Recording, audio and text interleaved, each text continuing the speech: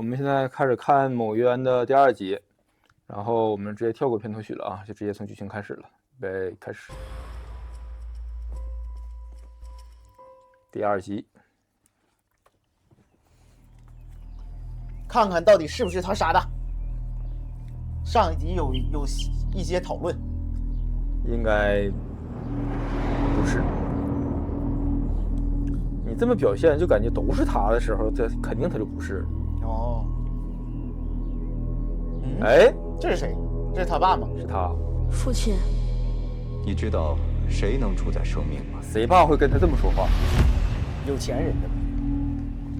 哎，他爸是反社会人格吧？我靠！哦，那就他爸是，那他到底是不是呢？他也是呗，基因有点问题呗。那就是说他是这种人格里边想当好人的那个人。他是个有钱的普通人。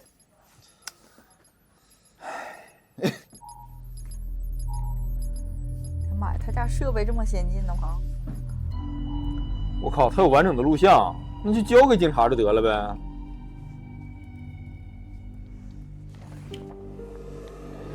麻烦请问一下，你知道那个晨光公馆在附近哪栋楼里吗？不是大哥，说差了。晨光公馆是后面的私人会所。就说捏死小鸟，不要让裴素了解任何的案件信息，不要让他变成那样的人。这是我们互相保证过的。而且，就算裴素他对犯罪非常敏感，那都只是推测，不能当做线索。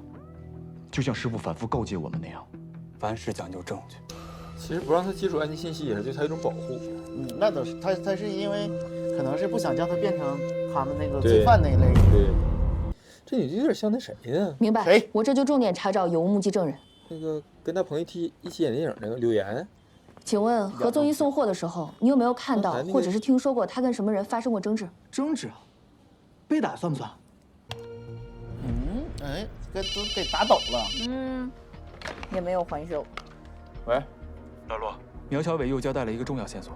什么？现在我也不敢。我们根据何宗一换衣服去见人这条思路去询问，他说他从来没有听何宗一提起过在新州认识什么长辈或者有权势的人，但是当天何宗一曾经向他打听一个地方。什么地方？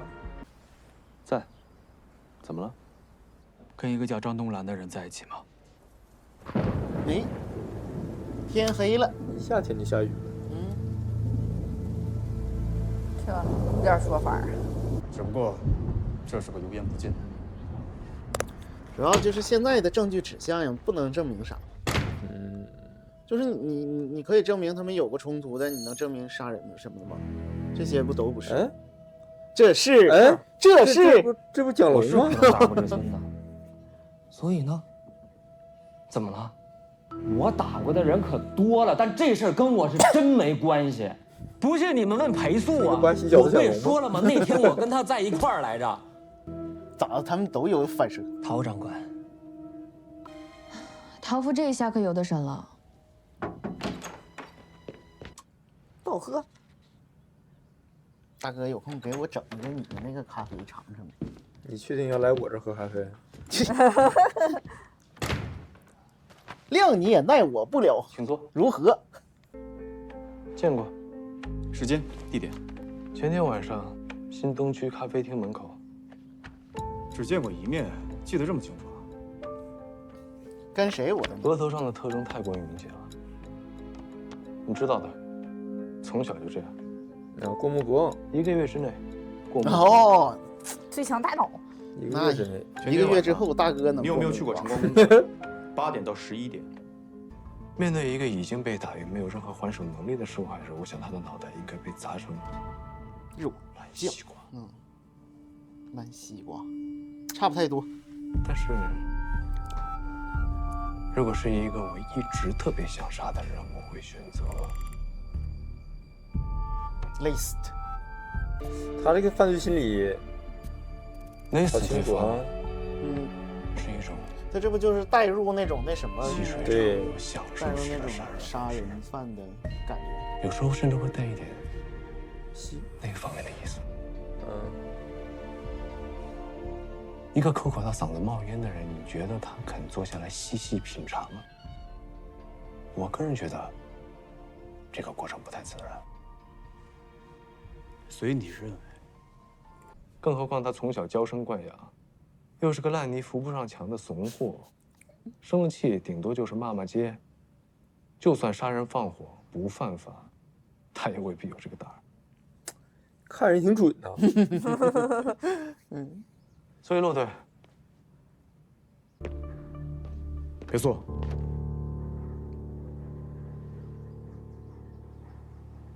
是下个礼拜吧？干啥呀？这两句话就是软下来的态度了。对呀。7年整了，他妈妈那事儿，你还是过不去吗？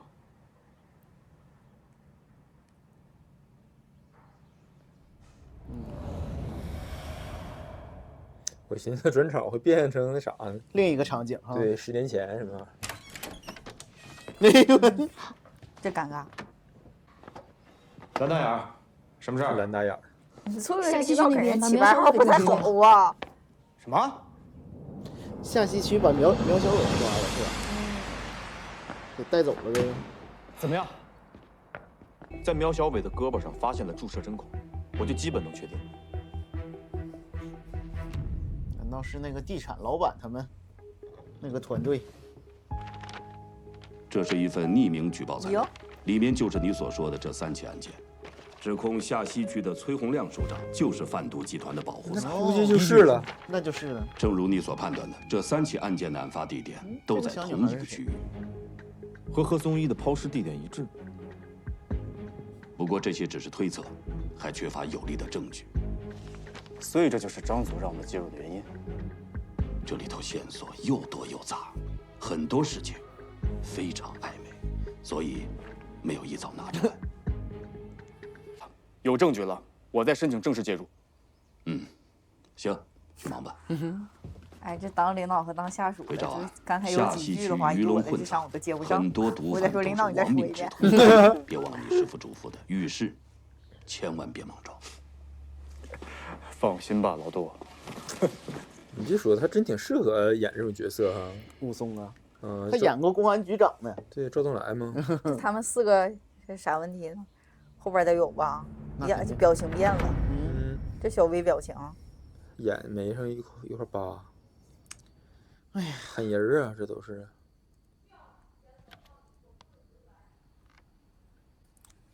蒋龙最近戏接的挺多呀。这23年。哦。那就是他没火的时候就开始了。唐夫，正好是那个喜人快要播了，怎么样了？第1季嘛。现在第4季了，应该就是那时候。那么久，那刚第1季火完了之后。张东兰一共出去了4次，合计是40分钟，但每次时间都比较短。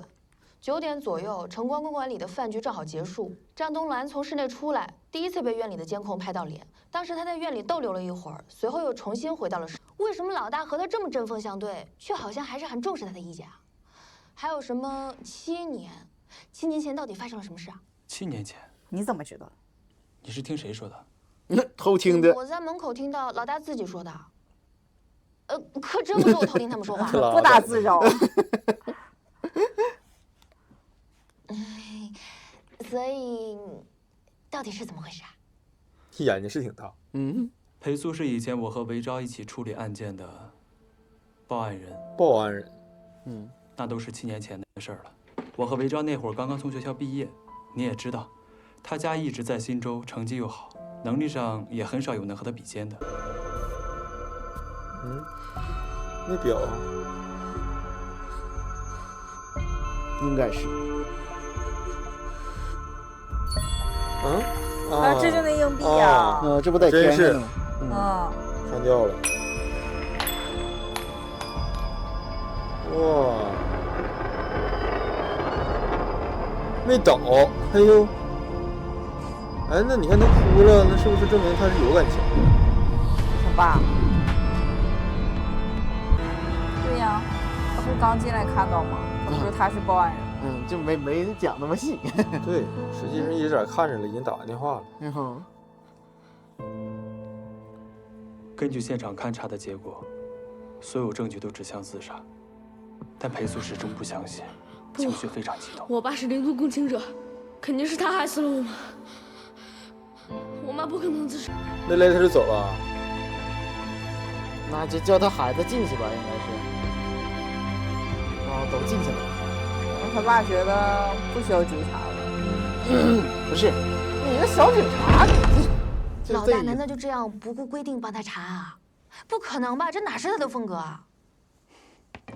也不叫查案吧，这个案子当时证据确凿的是元气森林。他父亲裴成宇平时对家庭关心不够，但也实在没有杀害他母亲的动机。那裴素岂不是？这件事情，最后还是韦昭亲自去和他说的。这个黑猫，这个杯面也太小了，吃不饱。自从裴素继承家业以后，真要吃饱啊！两人的来往就越来越少。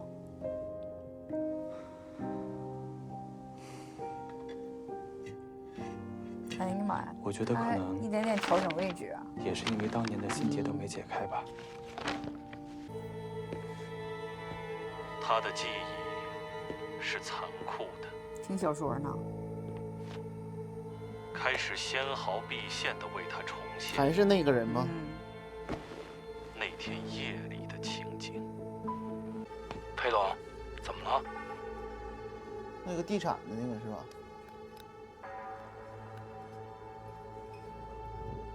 有更新了。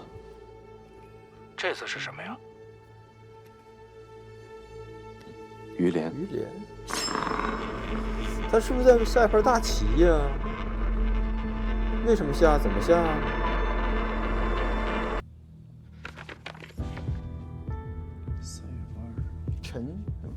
陈震。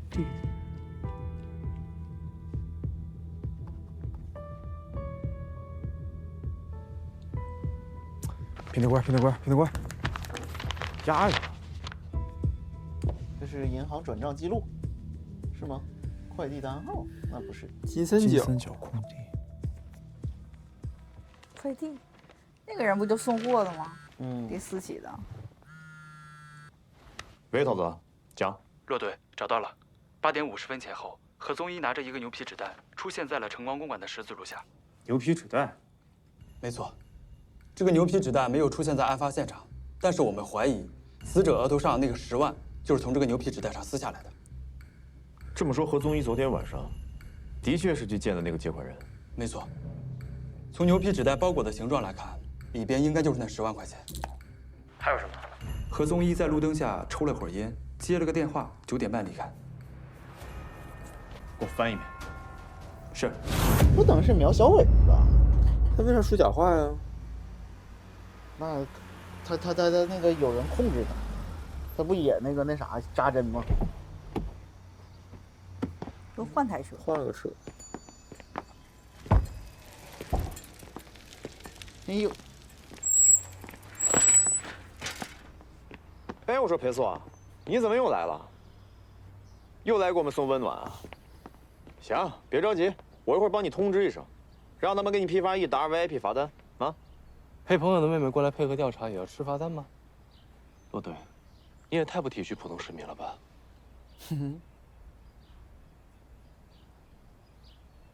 张莹，认识啊，张东兰的妹妹，就那天那个被骚扰的那个。这个人认识吗？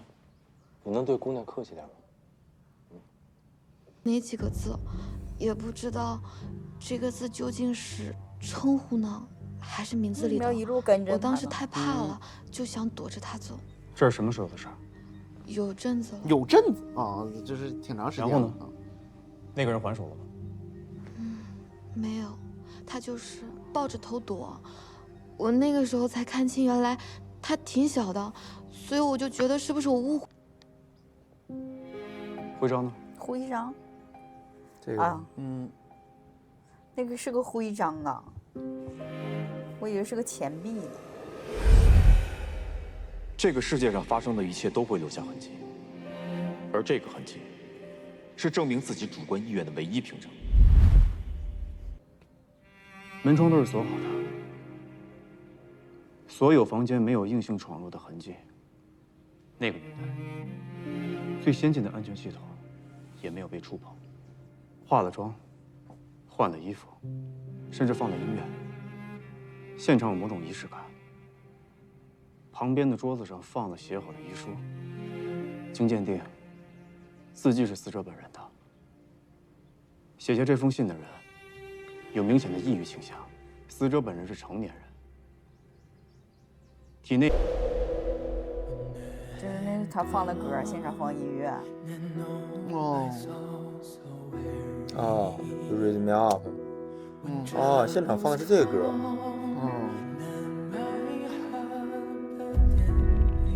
确实可能是跟他，确实是跟他父亲的生活让他特别疲惫呗。人死7年，盖棺定论，相关证据已经湮灭。活人可以念念不忘，那是情感寄托，但执迷不悟，那就没意义了。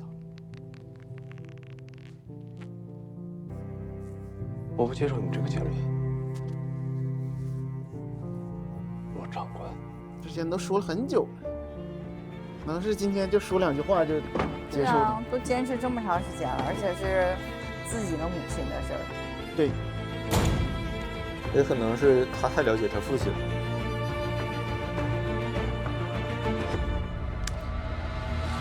包括捏小鸟那个事是吧？结束了，结束了。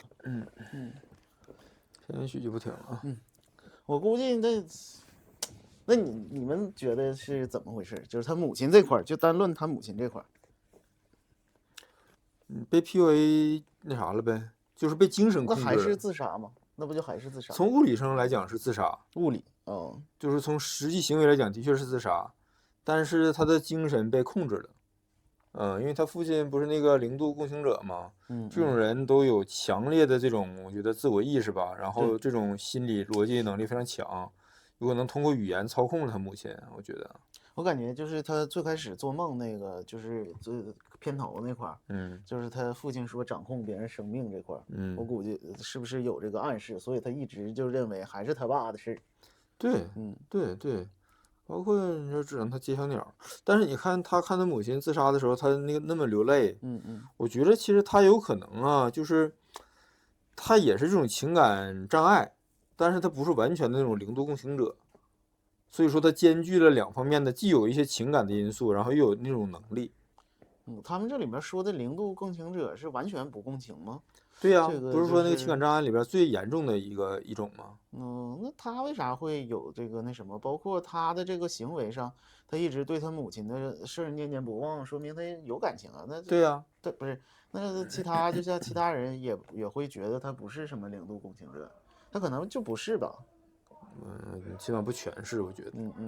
他说他是理解恐惧，理解这些，他只是无法就是共情别人的情绪。对，那就是他理解感情，但是不能共情别人的情绪。是说他吗？还是0度共情者呀？不知道了，无所谓，这个就是个说法而已。其实这个什么0度共情者或者啥玩意儿，实际上不就反社会人格吗？我觉得。那不是你要不反社会呢？会不会就是我就无法不共情你，但我自己过我自己的，我也不反社会，我也没想掌控你。那也可以吧。但是听他这个表述，其实有点像那种感觉似的。然后现在就是看，就是他母亲的这个过世，然后3年前他父亲又意外变成了植物人，我就觉得一环扣一环的。这家里2个都是有意外的这种，就会很那啥。然后一个是主动，一个是意外。对，然后就是也不知道他是不是自杀。其实这块我也是存疑的，就是然后其次的话，就是他这里还涉及到几个集团的这种利益什么的。后续可能会给到更多的线索吧，因为不知道现在这个情况什么样。然后包括看那个他不说吗？是如果要是这个你们这个特调组，相当于最后的什么什么这个会不会就是怎么引他们去查这个案子或怎么样的？